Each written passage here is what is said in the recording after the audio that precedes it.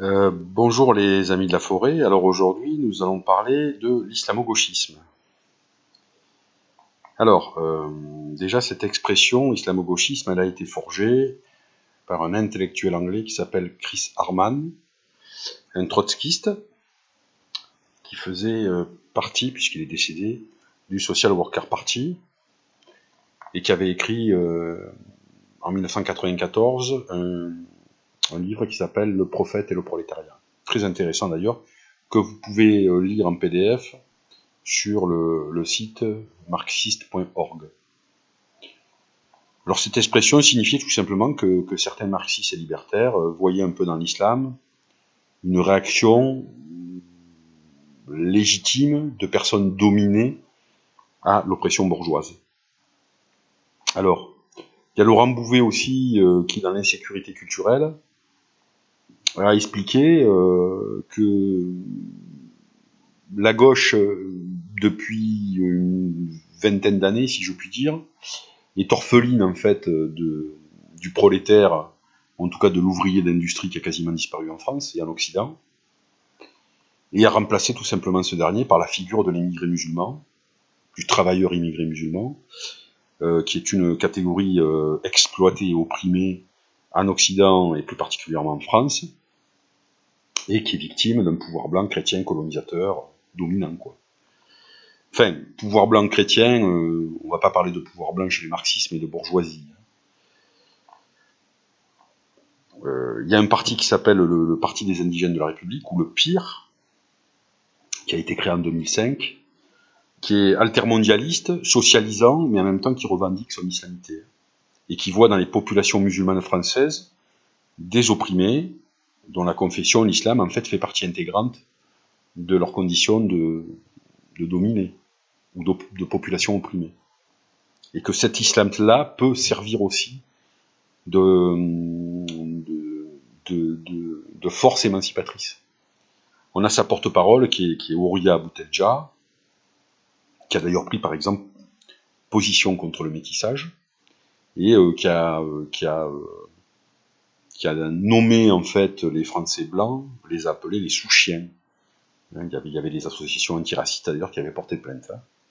Ça rappelle un peu, le Parti des indigènes de la République rappelle un peu le mouvement Nation of Islam aux États-Unis, qui a été fondé en 1930, et qui est un mouvement qui s'adresse aux Afro-Américains, et qui revendique en fait l'islam comme religion des Afro-Américains opprimés par le pouvoir blanc chrétien.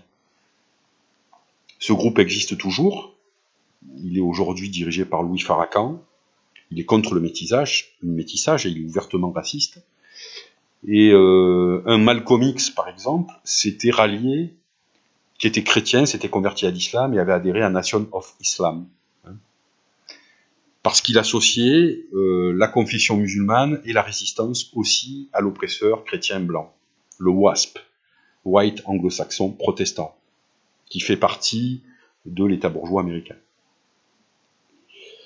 On a d'ailleurs beaucoup d'Afro-Américains, des sportifs très célèbres qui se sont convertis à l'islam. Cassius Clay est devenu Mohamed Ali, et le basketteur Lew Alcindor était devenu Karim Abdul-Jabbar. Vous savez, je ne sais pas si vous avez vu le jeu de la mort avec Bruce Lee, c'est l'immense individu qui combat Bruce Lee dans le combat final.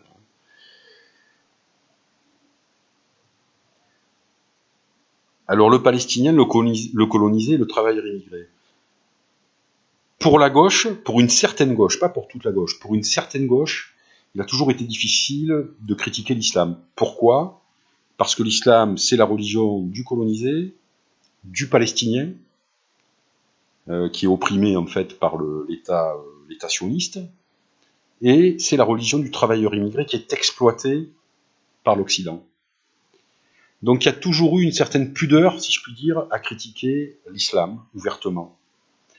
Parce qu'il faut bien savoir que la gauche française s'est construite d'abord contre l'Église catholique, et non pas contre l'islam. Et plus particulièrement contre l'Église catholique.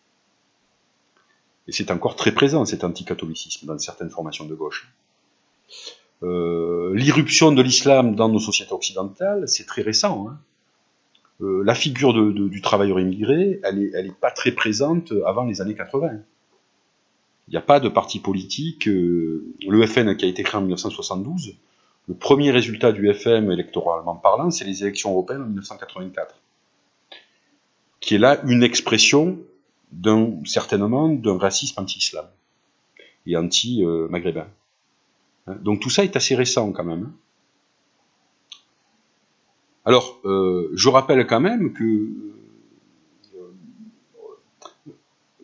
en 1928, en Égypte, il y a un intellectuel, enfin un instituteur égyptien qui crée le parti confessionnel des frères musulmans, qui est un mouvement en fait confessionnel, qui veut réhabiliter en fait les valeurs musulmanes dans la société et établir la charia, la loi islamique en politique. Et à l'origine, ce mouvement est évidemment destiné à lutter contre le pouvoir du colonisateur anglais. Il est donc anti-impérialiste. Et il s'oppose à la tentative de modernisation un peu de l'islam de certains intellectuels musulmans, comme Abdul Razak par exemple, qui voulaient essayer d'adapter l'islam à la modernité occidentale.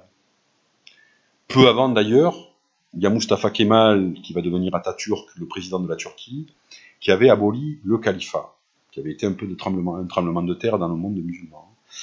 Donc chez Banna, il y a d'un côté une dimension anti-coloniale et anti-impérialiste, et en même temps, il y a un désir de réhabiliter l'islam traditionnaliste et de l'imposer dans la société arabo-musulmane de l'époque. Je rappelle d'ailleurs que Tariq Ramadan, l'intellectuel et le prédicateur musulman, est le petit-fils d'Hassan el-Banna. On a aussi, par exemple, dans la lutte anticoloniale, un Frantz Fanon, qui est un Français qui s'est rallié en fait à la lutte du FLN contre l'État français. Et pareil, Frantz Fanon, qui est un métis, s'était aussi converti à l'islam, vu comme la religion des opprimés et des Algériens.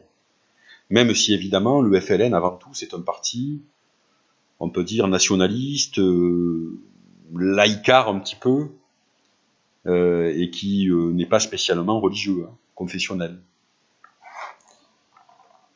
Alors en 48 c'est la création de l'État d'Israël et c'est évidemment la création de la figure du Palestinien opprimé, un Palestinien musulman qui est victime en fait des sionistes, des juifs et des Américains et de l'Occident plus généralement. Alors si à l'origine l'opposition palestinienne, elle n'est pas du tout religieuse, confessionnelle, le Fatah par exemple, le parti de Yasser Arafat qui va rentrer dans l'OLP est plutôt un mouvement nationaliste et socialisant, et on a aussi le FPLP de Georges Habash, qui est un chrétien d'ailleurs Georges Habash, le Front de la Libération de la Palestine, qui est un mouvement marxiste. Donc à l'origine quand même, les mouvements de résistance en fait à l'État israélien sont des mouvements plutôt laïques, voire marxistes. Et puis dans les années 80, on va assister à une islamisation de la lutte contre l'État d'Israël, avec la création du Hamas, qui est un parti palestinien confessionnel, qui a le pouvoir aujourd'hui, qui a remplacé l'OLP d'Arafat. Et au Liban, on a le Hezbollah, qui est lui un parti confessionnel mais chiite, qui est financé en fait par les Iraniens, qui lui aussi combat l'État d'Israël et est soutenu par certains gauchistes, qui voient dans le Hezbollah en fait le mouvement qui lutte réellement contre Israël.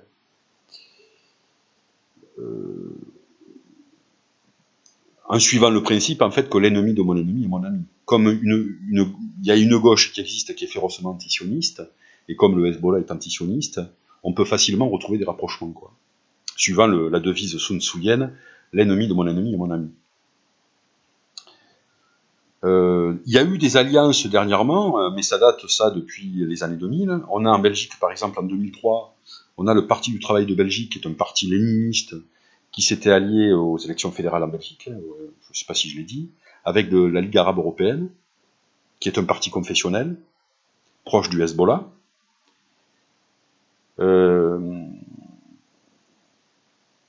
Mais on avait aussi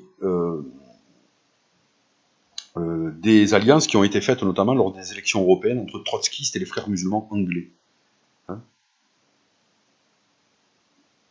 Donc on a clairement une certaine empathie d'une certaine gauche envers l'islam, qui vient que du fait que cette religion est celle des damnés de la terre. Alors, les trotskistes et l'islam, pourquoi les trotskistes? Parce qu'il y avait eu en France, en 2010, la fameuse candidate voilée du nouveau parti anticapitaliste de Besancenot, qui avait fait scandale un petit peu, même au sein du parti, même au sein du NPA. Il y a beaucoup d'anciens de la LCR, en fait, qui sont partis, qui ont abandonné le NPA à cause de cette candidature voilée. Il faut quand même répéter que les partis marxistes sont plutôt anti-religieux. Fondamentalement, Marx considère que la religion, c'est l'opium du peuple, est là pour aliéner les prolétaires, et l'allié objectif en fait de l'État bourgeois, pour tromper en fait le peuple, et pour le détourner de la révolution. Donc un parti marxiste comme le NPA présente une candidate voilée, ça a fait scandale, hein, quand même au sein du NPA. Mais c'est pour dire une certaine quand même dérive de certains partis marxistes. Alors, dans Le Prophète et le prolétariat, le trotskiste Chris Harman, qui était adhérent en fait au Social Worker Party, écrivait que les révolutionnaires en fait ne devaient pas aider l'État bourgeois contre les mouvements islamistes. Et il avait rajouté que sur certaines questions, contre l'impérialisme et contre l'État bourgeois, des alliances avec les islamistes étaient possibles. Il y a une phrase qui est assez claire hein, dans sa conclusion du Prophète et du prolétariat, c'est « avec les islamistes parfois, avec l'État jamais ». Et concrètement, en 2004, lors des élections européennes, le Social Worker Party, donc marxiste, était rentré dans une coalition appelée Résiste, dans laquelle avaient adhéré aussi les frères musulmans anglais. Donc il y avait eu une alliance avec les frères musulmans, avec les islamistes britanniques. Ce qui était assez curieux quand même. Mais toujours au nom, toujours avec l'idée que les islamistes étaient les anti-impérialistes, étaient les colonisés, étaient les opprimés, et donc on pouvait à la limite s'allier avec eux. Ça a été la même position en fait des bolcheviks à l'époque de Lénine, dont l'ennemi était le tsariste et l'Église orthodoxe, vue comme un appendice en fait de l'État tsariste. Et à l'époque, je parle de ça avant Staline, hein, Lénine avait considéré, et Trotsky aussi, que les religions minoritaires de l'Empire, que ce soit l'islam, le judaïsme, voire le catholicisme, pouvaient être des alliés objectifs des bolcheviks pour terrasser en fait le tsarisme et l'Église orthodoxe. On est un peu dans la même logique, si je puis dire. On considère que la religion dominante en Europe, c'est l'Église catholique, et donc on doit toujours s'opposer violemment à l'Église catholique. Par contre, des religions minoritaires peuvent être des alliés circonstanciels. C'est dans ce sens qu'il faut comprendre fondamentalement la réflexion d'Harman. Hein. Harman n'est pas islamiste, hein. C'est juste de la stratégie politique. Alors cette alliance, elle avait déjà été effective lors de la révolution iranienne de Khomeini, puisque les chiites iraniens s'étaient alliés en fait avec le parti Toudé, qui était le parti communiste iranien, pour chasser en fait le Shah d'Iran. Donc il y avait déjà eu, hein, en 78, il y avait eu une alliance entre Khomeini et le parti communiste iranien. Les communistes, après, ça en était pris plein la gueule, puisqu'à ce petit jeu-là, en général, c'est plutôt les religieux qui s'en sortent. Hein. Et ils avaient été oxys par les sbires de Khomeini. Donc on a dit, cette ligne a aussi été suivie par le Social Worker Party en 2004, lors des élections européennes, avec cette alliance avec les frères musulmans anglais, et par le nouveau parti anticapitaliste en 2010. Alors, évidemment, c'est pas, ça reste quand même des alliances extrêmement marginales, mais ça existe. Ça existe, et on a toujours cette sorte de pudeur de certains intellectuels de gauche envers la religion musulmane. C'est le cas, par exemple, de l'ancien trotskiste Edoui Plenel, qui a écrit un livre d'ailleurs qui taxe quasiment toute personne qui critique l'islam islamophobe. et qui a donné plein de conférences avec Tariq Ramadan, le prédicateur musulman petit-fils d'Hassan el-Banna, et qui a dit dernièrement qu'il n'avait aucun point de divergence avec Tariq Ramadan. Bon, c'est assez étonnant, mais ça existe encore aujourd'hui, cette sorte de collusion entre une certaine gauche et certains islamistes. Mais c'est pas complètement étonnant. Je rappelle quand même que les partis démocrates chrétiens ont existé aussi en Europe, hein, et qu'il y a même eu des partis de gauche chrétiens.